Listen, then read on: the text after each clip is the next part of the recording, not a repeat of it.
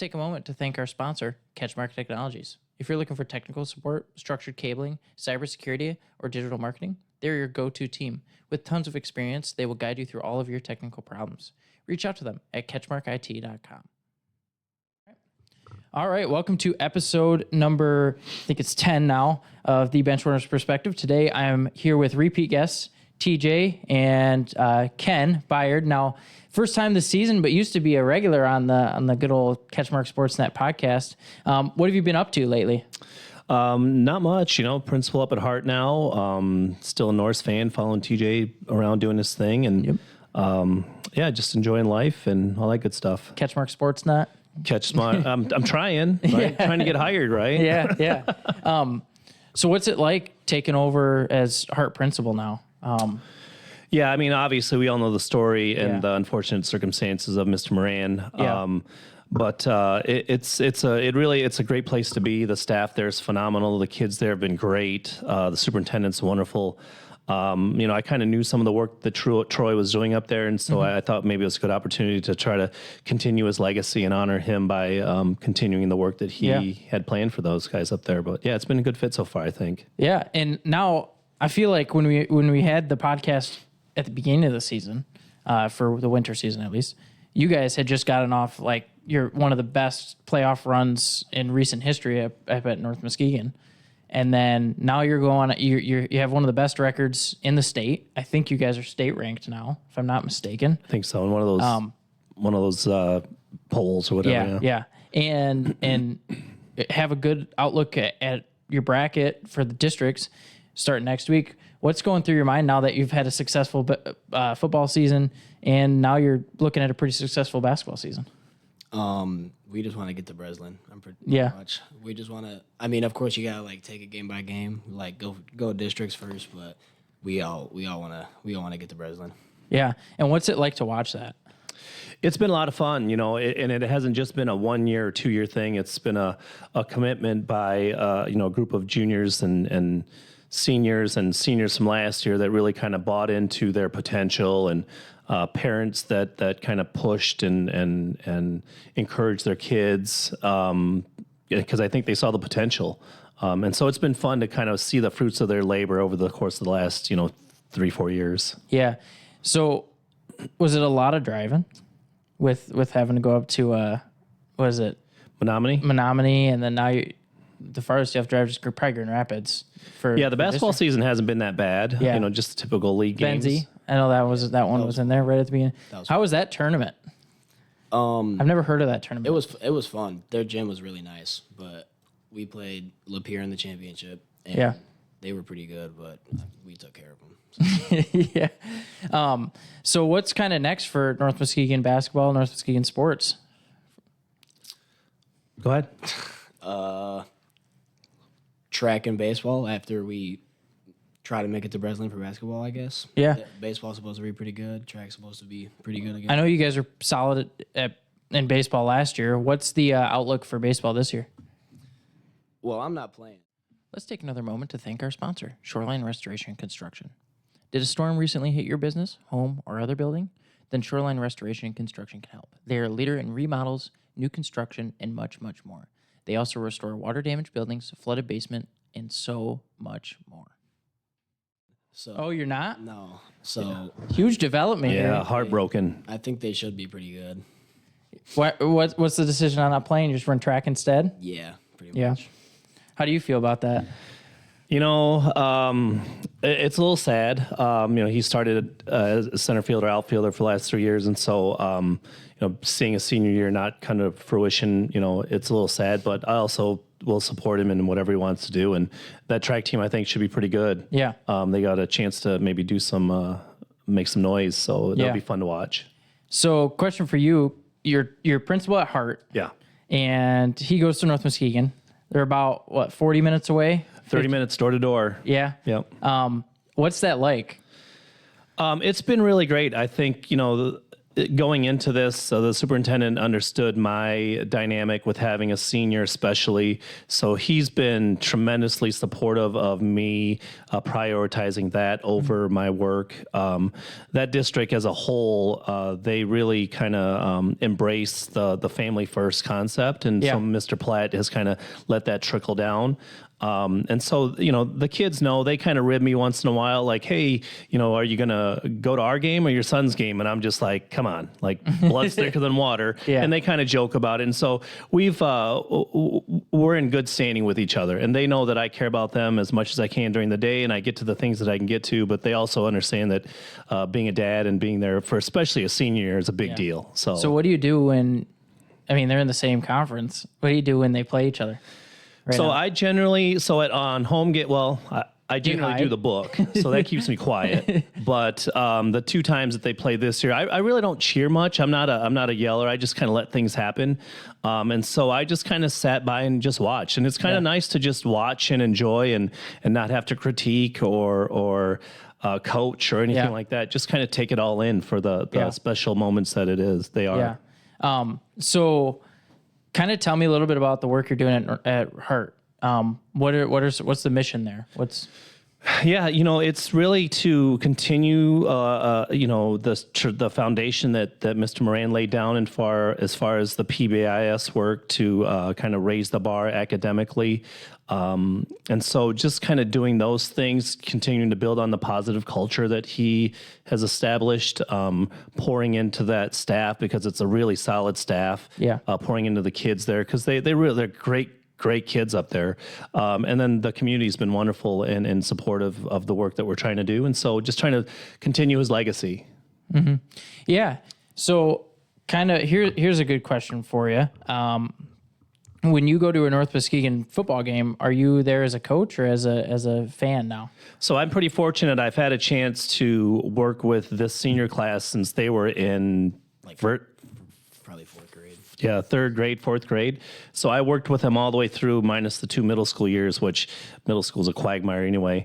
And then I kind of got back on staff with Coach Witham when he became a freshman. And so I've had a chance to kind of work with them throughout their career and with the strength training and all the other stuff that we invested in.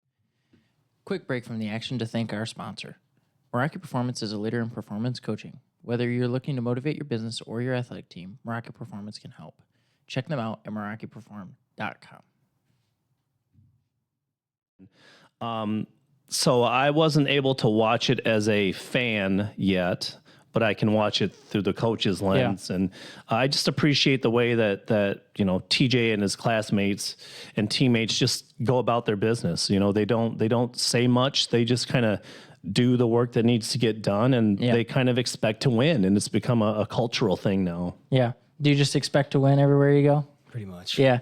So tell me a little bit about what it's been like, you know, as he's grown up through the high school and you know, doing sports, what's that's been like to be so close to that?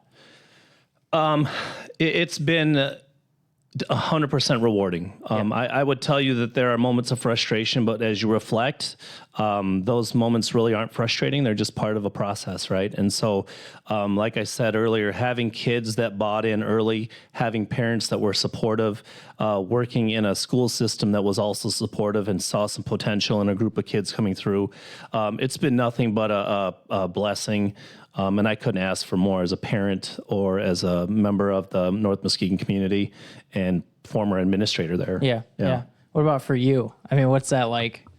It's been pretty cool because he's been like a mentor for me and my friends like pretty much our whole lives. So seeing all like he like put into our heads what it took to like be great and be successful. So he'd like make us do leg days, make us run the dunes every day. So run the dunes every day? Not every. I mean, that's a little sadistic, but pretty close. I mean, how many times were you guys going out there and running the dunes?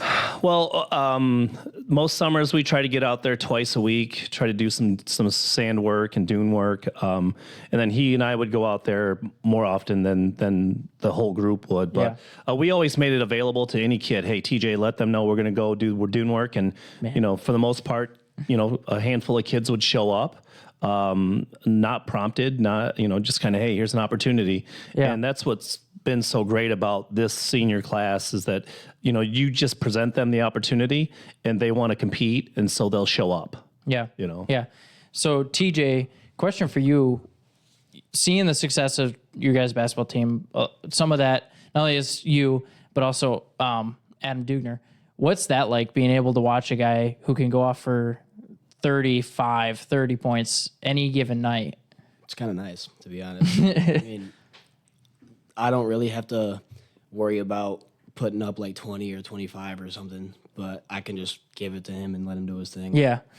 I was funny because one of my coworkers, Jonah Kelly, his brother plays on Shelby's team, and he is their starting point guard. And Jonah was telling me when at the game, he's like, yeah, Eli played really good defense. Like, he held him to I think it was 12 points at the end of the first half or something like that. And he goes, and then it was like Dugner took that personally and ended up dropping 32 or something nuts on him. He's a competitor. Yeah. So you guys are in the Rivers division now. But looking up at the Lakes, how'd you guys feel about that Manistee win the other night? I was surprised, having played Manistee, that they were scrappy and they played well, but I didn't think that man for man that they would be able to compete. And so to see that happen speaks. At this moment, we'd like to take a moment to thank our sponsors. Chris Wink, Century 21 First Class Realty. Looking to sell or purchase a new home, or perhaps invest in a plot of land? Chris Wink with Century 21 First Class Realty is your go-to expert. As a leader in West Michigan real estate, Chris brings unparalleled knowledge and dedication to every transaction. Don't wait. Call Chris Wink today at 616-414-5420 and take the first step towards your real estate dreams. Century 21 First Class Realty, your trusted partner in West Michigan property. Highly of their coach, who I think does a great job in preparing those kids. And so, I was surprised for sure. Yeah. What about for you? I think they did a really good job of just going into it like no one has any expectations for them to win. So I think they just took that underdog mentality and really just pounded it. I mean, it was crazy when I was looking at I watched the game, and what Manistee did really well was control the pace. And I actually got a chance to talk to their coach about this the next day or 2 days later, because I coached Montague JV, and we played them 2 days later at their place, and he was there doing concessions. Yeah. So I got a chance to talk to them about it. They control the pace amazing, which is the first thing to be a really, really good team, is to control the pace, because then you take that out of their hands. And then on top of that, they played possibly the best defense I have ever seen a WMC team play. It was crazy. They were all over everything. They were diving on the floor. They were going, just if the ball was within a half a foot, there was somebody on it every single possession. And then, the last thing is they just made shots. There was one clip that didn't get as many views as the buzzer beater, because it's not a buzzer beater, but of the SOA kid who just got one and went right in the corner and just cashed it with 12 seconds left. And that gave him the lead with a 1 point lead. And then Cam ended up tying it up with a free throw. But that's the stuff that they just made all night. It was crazy. But what precedent do you think that sets for heading into districts for teams that have looked at Whitehall as kind of, the standard? You know what I mean? Yeah, I think, ultimately it does show you that any team's beatable any night, and maybe there are some chinks in their armor. Yeah. And maybe using Manistee's game plan, if it's Fruitport or Spring Lake as they go into the district, if slowing the pace down, taking the arrow of the ball, if that's a recipe for success for those guys, is they use a Manistee film to maybe learn from. Yeah. What about for you? I like he said, I think it just shows that any team is beatable. Yeah. And I just think that people will still think that no one's gonna be able to beat Whitehall. Yeah. They hadn't lost a conference game in almost 2 years. I think the last time was this January 6th of 23. And the only reason I remember that is because I was at that game. Well, and to do it on the night that they retired Cam's jersey, and it's a high emotions, and that's like the one night where you think there's no way, right? Yeah. And so Manistee just kind of grinds it out. So it's a testament to their head coach and the kids there. It's pretty cool. Continue what you were saying, though. I kind of interrupted you. Yeah, I think everyone's just going to go in there with the same mentality that Manistee did, that no one really expects them to win. Yeah, so you guys are going into your district.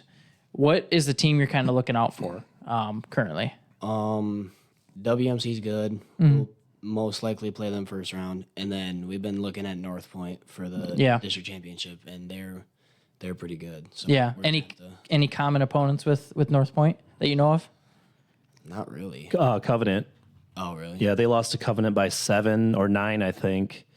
Fruitport, common opponent. I think Fruitport beat them once, and they lost to them once or something like that. But there are a couple of common opponents that you can look at and maybe draw some conclusions from. Yeah, it looks like they got Fruitport on there. And you said Covenant Christian as well, and they only lost to Covenant Christian by 5. Right. So, and that's a good Covenant Christian team. Yeah, Covenant. You think they're going to be I think they play. I just did the thing for that. Who does Covenant Christian play? Well, they're at this moment, we would like to take a moment to thank our sponsors. Park Place Sports. Want to support your local athletics program? Look no further than Park Place Sports. As a leader in banner and sponsorship program for athletes, they provide top-notch services to help your team shine. Visit their Facebook page, Park Place Sports, LLC, and see how they can elevate your athletic program today. Park Place Sports, your partner in athletic excellence. They're D2 now, so their district is like Hudsonville Unity Christian and like some I just saw potential state champions. Like I think West Catholic's in there. Grand Rapids Catholic Central is in that district. Yeah, it's nuts. I had just saw it, but it doesn't seem to be in any of our coverage area stuff. But yeah, I mean that jump to D2 is a big jump. It's a big deal. As one of the smaller teams in that D2 area, it's almost like you get outside of your district and it's like it's a whole new world, because you're playing GRCC, you're playing some of those big D2 schools from Grand Rapids. You guys get outside of your district. Do you know who you're looking at outside of your district? Puamo, mostly. Yeah. Yeah, we've lost to them the past couple of years, so we want to get them back. Yeah, you want to headhunt them. Wasn't it last year when they hit that the 3? The 3. Where he traveled, but we won't mention that. I was just about to say that. So, I mean, they've kind of been a little bit of a rival through football, basketball, everything. What has that been like to have a non-conference kind of only playoff rival? I think it's kind of crazy because in my 7th and 8th grade year, we saw them beat our varsity like 2 years in a row in the playoffs. So we were like, we won't really ever have to worry about them. But then boom. And now we're like pretty much head-to-head rivals with them. Yeah. Yeah. Oh, for you, what's that like? Yeah, it's fun. Their principal there, Ryan Portinga, is a Shores guy, North Muskegon football guy. And so being able to have a kind of a friendly kind of rivalry. Troy Forden is their AD, who's a North Muskegon graduate. So there's some connections there that kind of up the ante on that rivalry. But, 2 small town communities that take pride in their athletics and excellence in their schools, and so it's good to see them just kind of battle it out. Yeah. So last question here: what's kind of you're heading out of you're in your senior year, heading into track season. Even if you guys get to the Breslin, that's it for basketball basically at the Breslin. What do you want to leave North Muskegon basketball and North Muskegon athletics with once you're done? Just the mindset of work harder than everyone that you play against. Pretty much do anything you can to get 1% better every day, and just spread that to the underclassmen, spread it to the middle schoolers, spread it to the elementary kids. So they know that you gotta put some work in if you wanna be good. Yeah. And then for you, what has it kind of been like? And what would you leave to the kids that are underclassmen right now, as a parent and coach through all of the last probably 8 years? Sure. Yeah. Longer? I think TJ said it well, impressing upon them that it's a culture of work, that don't be afraid of the weight room. Like, you have to commit to getting bigger, faster, stronger. Yeah. And do it the right way. and let the chips fall where they may. But at the end of the day, like, don't have any regrets that you did everything you possibly could in your power to put yourself in the best possible spot. Because once that moment's gone, it's gone. You don't ever get that back, and regret's a heavy thing to live with. And so to try to continue that sort of mindset and tradition. Yeah. Well, I appreciate you guys coming on. I love this episode. It was third father-son duo on the season. It's like a thing now, yeah, right? I know. We gotta keep finding those. But thanks for coming on. I hope to see you guys in the Breslin. It'd be awesome to. I went to the state game against Oregon. Izzo when he tied the record, and I almost got on the court. I didn't, but I almost did. Had a good game last night. Yeah. But it'd be nice to be able to get back there and actually be able to get on the court. So go to the Breslin for me so I can do that. There you go. But good luck the rest of the season. Excited to see what you guys do in the playoffs, and thanks for coming on. Sounds good. Thanks.